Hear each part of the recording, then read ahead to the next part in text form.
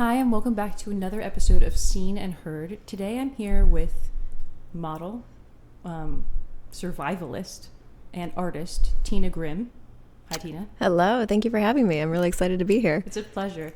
And most recently, she is known for being on the show Outlast on Netflix. Mm-hmm. And another fun fact is that she was Brie Larson's double in Captain Marvel. Pretty cool. Yeah, it was a lot of fun. Totally nerding out. And then the other fun fact is that you're also an Ohioan, and I've had an absurd number of Ohioans on here at this point. Oh, wow. Yay. But I love interviewing Ohioans, and I've known you for a long time, actually. Mm-hmm. So this is really fun. It was so fun to watch you on camera because it's like, I don't know, it's just kind of a weird feeling when someone you know is on a Netflix show. Well, it was weird for myself, too, because I'm like, wait a minute, I've been in this business for so long, but this is definitely on a whole another level to what I'm used to. Sure. So for me watching it, I'm like, this is kind of weird. It's cool, but it's kind of weird. Yeah. And for us, we've known each other, like you said, for a long time, and you've known that I've been chasing this for such a long time. So it felt like so cool to see you post about this. I was like, yes, Tina got a cool break. Thank you. I was like, oh my God, this is real. Like, and oh my gosh. It suits your personality so much too, because you're a tomboy and like you are rugged and you, like, I'm a princess and like I could never do what you did on that show.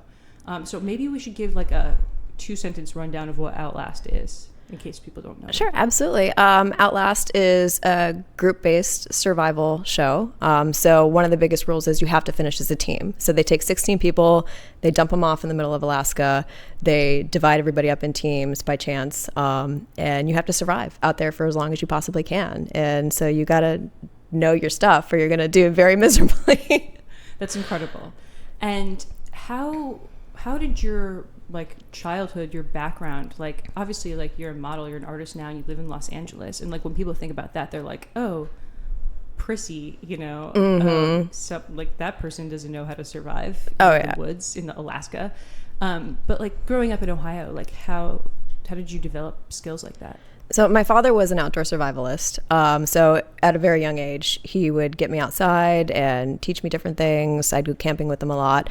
Nothing like too extravagant. It was mainly like car camping with the tent or going on hikes. But he would always teach me different things about fishing because that was his biggest love. And so he really opened up my eyes to nature in general. And it was just a growing passion of mine that I loved. I have a lot of fond memories of my dad. Unfortunately, he passed away unexpectedly in 2013. So I never really got to do a grand adventure with him, but I feel like I always carry a piece of, literally carry a piece of him with me. I have his ashes. But yeah, I always credit my love for the outdoors to my father, because I think if I didn't have that childhood that he gave me, I wouldn't have known how glorious the outdoors is and how much I love it. And Ohio is a great place for the outdoors. A lot of people don't realize it has like I think the #1 most visited national park in the United States, if not #1, #2 or something. Because first of all, the location is great because it's like in the middle or whatever, easy to get to. But absolutely, it's beautiful there. It is. It's one thing that I do miss from being in California for so long is the green and the seasons. Like we don't get that out here. So yeah, growing up out there and having the lush forests and the different terrains, you don't get the mountains, but the forests are amazing and you can learn a lot from the forests. And so that really gave me a lot of knowledge from what my dad taught me. And also Did he teach you how to forage? I was a bookworm, so he would give me some books that he had that would teach me different things. He didn't really teach me foraging per se. Some berries, but really easy ones, like blackberries and stuff like that. But he taught me a lot of different poisonous plants, though.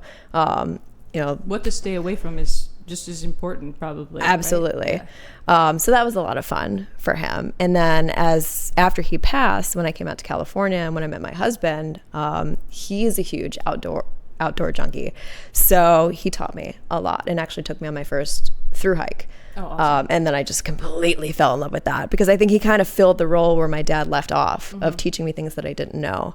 And so it was just constant. My mind is a sponge. I love learning stuff. And so I just get outside anytime that I can. And so a lot of it's influence from my dad, a lot of it's influence from my husband, but also a lot of it's just self-taught too, from my curiosities. That's amazing. So cool. So I guess what made you interested in doing the show? Funny story. So my husband and I, we love outdoor adventure reality shows. Alone is like the top. I think that is like the GOAT of all survivalist shows. Nice. But for me, I know that I'm not there yet. I don't even know if I'll ever be there because I'm not a hunter. Right. I have a huge heart for animals. I know that's just, the circle of life and all of that. I just don't know if I would be personally capable of taking a life and then processing it and all of that. I mean, fish, I do fish and I could do all that. I loved on the show when Brendan was pulling his bow back and he was like, sorry, friend. Yes. Oh, and he is so good at what he does. Porcupine. Yeah, but he has such a big heart. He has that perfect balance of, accepting that he's taking a life, but doing it because he has to, not doing it just for sport. And that's so respectable of him. I love all of my brothers out there. Yeah. But I watched season 1 with my husband and we binge watched it. I mean, we couldn't put it down. We blew through it like in 2 days. Amazing. And I looked over at him at the couch and I'm like, I can do this. And I don't think he took me seriously at first. I think it was like, whatever. Oh my God, you manifested this. Yes, I did. I'm like, I know. I seriously think that I could do this. And I obsessed for weeks trying to find like the application. I have a lot of friends in various production and casting agencies. I was blowing up all of their emails and DMs like, all right, guys, I want to be on the show. Like, who can hook me up? Nobody knew who casted it. I finally found a casting company that did season 1, spam their emails and like, okay, great. We'll keep you on file. Only to find out that they lost the contract. I don't know the story behind that, but so they weren't doing it anymore. I'm like, And then I saw Nick from season 1 because I followed a lot of the people from season 1. He had posted in his stories, Outlast season 2 now officially casting, and I'm like, there it is. It was like the hallelujah moment, like, oh my gosh, here it is. So I filled out the application and then I didn't really think anything of it because I'm like, there are thousands of people trying to apply for this. I mean, I have a lot, going like on the Shrek reference, like I'm an onion. Like I have so many different layers to who I am, but I'm like, at the end of the day, I'm just like, I've been that person that does what she loves, always been kind of overlooked per se to really move up to the next level. So I'm just like, well, maybe that's a confidence, like a self-confidence thing. I have no idea. But then a few months later, I got a text message from a casting agent for the show that said, hey, we would love to talk to you more about possibly joining us. And I was like, wow, what? Yeah, that's exciting. So it definitely was, I think, like a manifest destiny thing where I just like, from the moment I'm like, I knew I'm going to be on the show. I want to be on the show. And I did not stop until I found a way to be on it. That's incredible. Thank you. So I feel like there must have been so many hours of footage that like we don't see because it's like edited, obviously it's a show. So I felt like I didn't get enough Tina, but obviously you're my friend, so like I wanted more Tina. But like what are some of the other things you did while you were there? Like obviously you were like pulling your weight hard, but we didn't get to see like a ton of what you did. Yeah, that was a little disappointing because I'm like, I like to think that I'm a badass and I could do all this stuff. And I even went into it like, I want to like represent women, show that we could be out here. And I don't envy the editor's job. I mean, there were 16 of us. We're mic'd 24 hours. The camera crew is around us for their shift, usually from like sunrise to sundown, and then they leave. But when they leave, there's GoPros and cameras set up everywhere. So you're under like 24/7 surveillance. Also a million different ways you could edit that footage. Yeah. And I mean, there's just so much. Yeah. And so I don't want to be that person that decides what gets shown and what doesn't. Right. But then you do miss like a lot of stuff. Like for me, I was flying under the radar. I was just like kind of there. Like, what did I do? Yeah. But Eric's a chef. So him and I were the most knowledgeable about various plants and stuff that we could eat. Sure. And so we would go around and forage all the time for different mushrooms, specifically me with the chanterelles and hedgehogs and chicken of the woods, like all this stuff. And Joseph didn't really know a lot of that knowledge, but he was like a sponge too. He was like, teach me, and I got this. And so we gave him the nickname Bird Dog. Aww. Because you show that man one thing once, he disappears for like 15 minutes and he comes back with like this bushel of mushrooms and like he picked all the right ones and he's like, I got you, I know you. That's incredible. Which is amazing. You guys really were an amazing team. Like, and it's so funny coming from somebody who doesn't really watch reality television at all. Like, I don't really like it. But like, I was like totally absorbed in this, and I was so rooting for you guys. Thank you. Like, no spoilers, of course. Like, you guys were the team I feel like people fell in love with because you all actually really had your roles, you did your jobs, you were clearly all very well equipped to be there, and you were respectful of one another. Yeah. And you communicated. And it was like, oh, that's something you don't really get to see on reality television. Usually it's just like backstabbing and I don't know, like rich people doing rich people stuff. So this was like really a breath of fresh air for me. We got really, really lucky. And the funny thing is we started calling ourselves the Band of Misfits because if we would have seen each other on the street just in a normal environment, we probably wouldn't have given each other the time of day because we come from so many different walks of lives. But that's kind of a lesson, I think, too, to be learned, not just for myself, but everybody out there, that at the core of it, we're all just human beings trying to navigate this world the best way that we can. And it doesn't matter where you came from. It's how you work together and who you are deep down inside. And that was something very special for us because we worked so well together. We respected one another to the core. Friends now. Yeah, we talk almost daily. That's it's amazing. I sent them all care packages for Christmas because we talked about cookies every night. Well, we talked about food in general every night. You, like, what's the stuff that you talked about, like the mundane stuff that didn't get shown that like passed the time? Every night we did this thing where nobody wanted to go to bed angry, which everybody should do that anyway. You want to end your day like on a positive note. And yeah, there were bickering between some of the guys every now and again, but you're going to get that just like in any family. You're going to always butt heads every now and again. But every night before we went to bed, we always like just talk about food. Like, that's so cute. What are you dreaming of eating? Like, what's the first thing you're going to have when you leave? And then I started talking about how I look forward to making my holiday cookies every year, and that hopefully I'll make it home in time to like bake everything. And everybody's like, oh my God, like, what do you make? And so I started rattling off all of these different things that I bake, and like, oh, that sounds so good. And so I made him a promise. I'm like, when we get out of here, I'm going to send all of you guys a care package of cookies. And I did. Aww. We got out and I sent them all like a box, and they're like, this is amazing. That's so sweet. So I told them I'll do it every year if they want it. Like, that'll be my thing. But they're so awesome. Yeah, you guys were like a joy to watch, for real. Thank you. So, okay, I want to know some specific things. Like, obviously some people who are watching this haven't seen this, but like, what was the best meal? What was the worst meal? Well, the first week you were out there, I think everything was the best meal. Yeah. Because you're starving. You're not eating. I mean, and everybody, like I tried to gain, I think I gained like 20 pounds before I went out there just so that I had a little bit of reserves. But yeah, you'll be surprised at how good things taste when you don't have anything. And I'm not a big seafood eater. And I knew that was going to be like a big thing for us out there just because of the area. So at first, when I had my first clam, because I'd never eaten clams before, I'm like, my God. And I'm like, oh, this is actually really good. But getting back to your question, I think what ended up being my least favorite meal were the damn clams. Yeah, because you had to eat them so much. They were readily available. They were, yeah. So, I mean, they sustained us throughout the entire game just because... You'll probably never eat another clam, huh? Probably not. And I won't be sad about it. Yeah.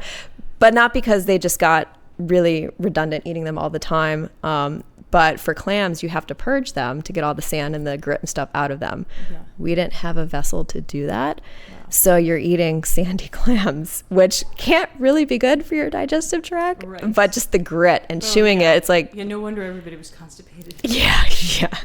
So that definitely was my least favorite meal. And a funny thing, before I get to my favorite meal, we were given like a list of things that were available in the area that we could, that were known that we could eat. And Joseph saw that there were banana slugs and they're everywhere. And so when we first got dropped, he started picking these things up, and because they're high in protein, but he was shoving them in his like hoodie, and like he had pockets of these stupid things. And we're all like, bro, we are not going to resort to eating slugs on the first day. Like, that is a last resort. And he's like, oh, it's mind over matter. He's like, just start calling them like crawfish tails. So every time he saw a slug, he'd say they're crawfish tails. And we're like, I am so impressed by that. So we didn't end up having to eat them, thank God, because it is like a whole process. You got to like skin them and cook them right, or you will get like ill. But the funny thing with them, though, is he hung up the hoodie above us in our little hut. And one night they just started falling out. So you were having like slugs fall on you, and it's like, oh my God, no, that's more get of rid a of fear them. factor situation, I feel like. Yeah, absolutely. Wow. But I think my favorite meal was the fish. Okay. And we dubbed it the butterfish because we didn't know at the time what it was. We didn't recognize it. We would find out later that it's a very rare fish called the ragfish. Wow. It's a deep sea dweller, kind of like catfishy, but it didn't taste like catfish at all. It literally tasted like you seared it completely in butter, like lobster tail that you dip in the butter. That is incredible. It was the juiciest, most savory. And again, that could be the starvation talking. I don't know. Who knows? But I dream about that stupid fish, and I will probably never, ever eat it again in my entire life just because it's that rare. Right. But it fed us for a couple of days, so that was awesome. I mean, being paired, well, not paired, but chosen by the chef, who was your team captain, right? Yeah, I mean, that's pretty lucky.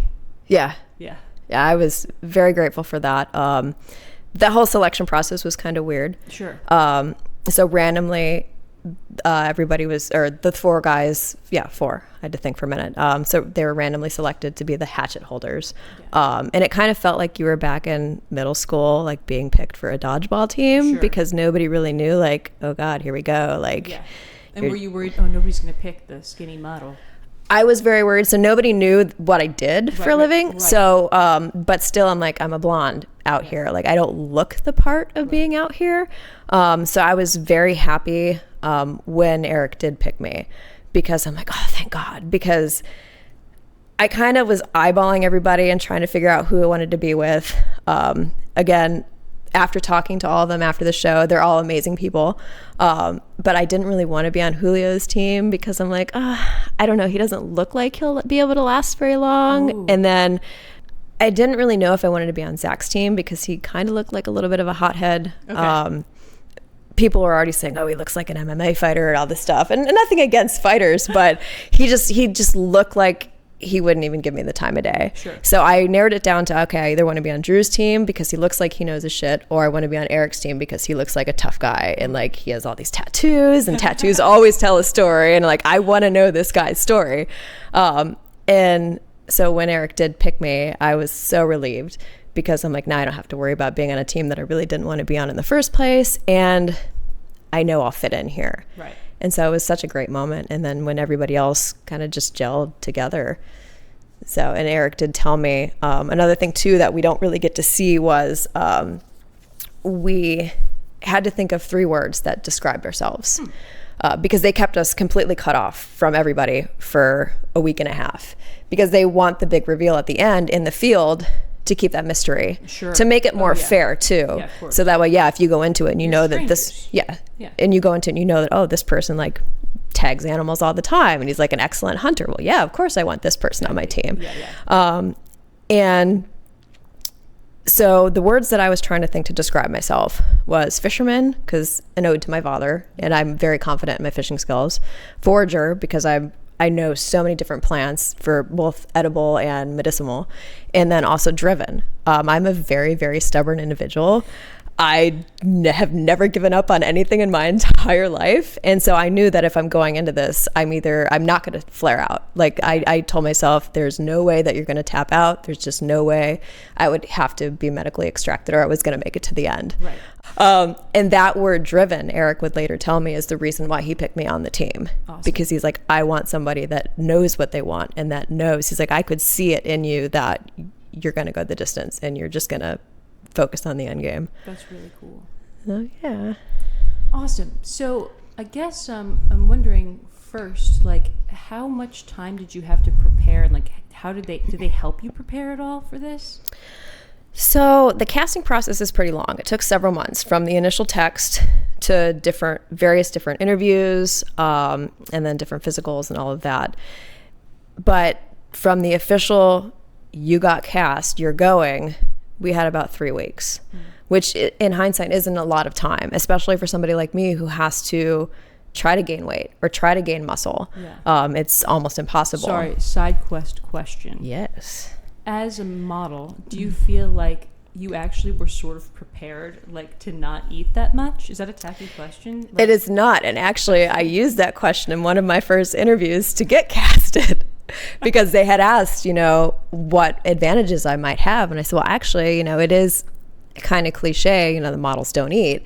But for me, I live a very healthy lifestyle. Yeah. And I have this regime before a big shoot where I do like a 10-day juice fast, because you don't want to be bloated. And, you know, the average person will like whatever, but in the industry, you have to be like as lean as you possibly can to make sure that you can fit the garments or what have you. So I told them, I'm like, yeah, I could go days without eating. Like, my body is so trained for that. I am good. Yeah. And it definitely helped. I did not once feel hunger pains at all while I was out there. Wow. I'm like, let's do this. Gosh, I just think about what a bad contestant I would be. I'd be like, hey, you guys remember hot chocolate? Hey, you guys ever stayed in a Four Seasons? I would just be so annoying all the time. But yeah, that's incredible. All right, so back to the question, which was about preparing. Oh, yes. So I did have a lot of gear, just because I've been a thru-hiker now for almost 10 years. But it wasn't very gear specific to the region we were going to be in. So we were in southeastern Alaska, like around the Juneau area. So it's the world's largest temperate rainforest. So it rains like 200 some days out of the year. It's very damp. It's very cold. And so I didn't have a very reliable rain suit, because they give you a list of things that you're permitted to take. Got it. And so I had to obviously go shopping for that. I didn't have proper boots that would keep my feet dry, so I had to go out and get that. And because you only have a few weeks, it's insane, because like shipping takes an obscene amount of time a lot of times too, if you're not ordering from Amazon, and you can't get the good stuff most of the time off of Amazon. So you have to pay for like the expedited shipping and all of that. So I would say out of all of the gear that I had to get, I probably purchased about 60% of it. And what was the thing you were most thankful for? Thing I was most thankful for, probably my Kuyu rain gear. Nice. Yeah, the pants and the jacket definitely kept me dry. Oh my God, yeah, staying dry is like number one. Right? Yeah, absolutely. Wow. Well, that's cool. So, did you know where you were going to be? We didn't. Well, we knew we were going to Alaska, obviously, because it probably followed suit from the first season. Yeah. But we had no idea if they were going to stick around the similar region or if they were going to go further north. And then when they obviously gave us the plane tickets, and they gave us our plane tickets information about 2 days prior to leaving, because they want to keep everything locked down, which I understand. They want to keep the secrecy of the show. And so when I saw that it was Petersburg, of course, I immediately pulled out the map, and I'm like, all right, where is this? And then I saw it was in a very similar area, because I knew that they filmed the first season near Juneau. So I'm like, okay, we're probably in the same environment that they were from season 1. So I was already starting. I bought like an Alaska foraging book, and I started like studying and like, okay, what is relevant in this area, and what do I need to know? I read that thing from front to back. I'm so glad you did that. Do you feel like you used a lot of what I you did? Like? Okay, I did 100%. And I brought the book with me. So when we were separated in the hotel a few days before launch, I did. I memorized that whole damn book front and back. That's crazy. Yeah. So I know one of the things you said was like you went there to like really try to change the stigma of like models and women in general, like, you know, being able to survive in the outdoors, right? Do you feel like that message came through in the show? Like, do you feel like it was a good representation of women in the outdoors? I guess it depends on your perspective of that. I've had an outpouring of positive comments from people reaching out to me from all over the world. It's very, very humbling, without spoiling anything for people that haven't seen the show, but just the tenacity that I had of just like hanging in there no matter what, which is very empowering, and it is very humbling, because in that light, it shows what I was trying to prove, that we are not weak, we are capable, and we can go the distance. But on the flip side of it, I am a little bit disappointed because I wasn't showing a lot of how much I contributed to the team, going out and clamming multiple days with the people, going out and foraging the various plants. Teaching them how to forage. I mean, Joe said that you taught him, but it's like I didn't get to see that. And I always loved the shots where they would pick up the mushroom, and then in the editing they had like the little tag of what it was, and that was so cool how they did that. Yeah, there was so much, and so that was a disappointment. And I bushcrafted my own cot. I was the only one. I think I was literally, after watching it, the only one on the entire season that actually made a bed off the ground. And that's survival 101, especially being in a rainforest where the ground is constantly cold and damp. It will literally suck the life out of you. Totally. And even though the other guys would get pine boughs and raise them up at least a little bit off the dirt, I went out and with the help of Eric, because we only had one hatchet and he was proging out on something else too, had 2 pretty thick alder poles that we cut down, and then I made slots and laid branches across for kind of like a spring mattress. And you cut the slots so that the poles don't shift when you lay in it. They just kind of set in there like a Lego a little bit. Oh, cool. And then you pack it all with the different pine boughs to fill it in. And it's literally like a pillow top mattress that you're sleeping on. And for me, through hiking, I carry an inflatable pad with me that brings me about three inches off the ground. And that was about the similar premise. I mean, it wasn't as soft and cushy as an inflatable pad, but still it served the purpose of getting you up off the ground. And so I was really hoping that would get showcased. Yeah, for sure. I did love the part about like how you showed them that route though, like that would take care of the constipation. I mean, that was really cool. Like, but I'm sure that there was so much more. There was a lot. Hours of footage. So, you're more than just an Outlast contestant, obviously. Mm-hmm. So, what do you want to do? Like, and what do you hope this? Do you think that there'll be any opportunities because of this? I mean, obviously you're getting seen, but like, what is it that you want to do next? I definitely want to continue adventuring. Because I am my mom's caretaker, I might have to put that a little bit on the back burner, or at least just do it in small portions. A biggest goal for me personally is I want to do the Triple Crown. And what that is, if those of you who don't know, in the thru-hiking community, is you do every single large trail in the United States. So the Pacific Crest Trail, the Appalachian Trail, and the Continental Divide Trail. And they don't have to be consecutive like one year after another. It's just done in a lifetime, preferably sooner than later, obviously. So that's a huge goal for me. But I would also like to just hopefully one day like represent different outdoor brands that I love.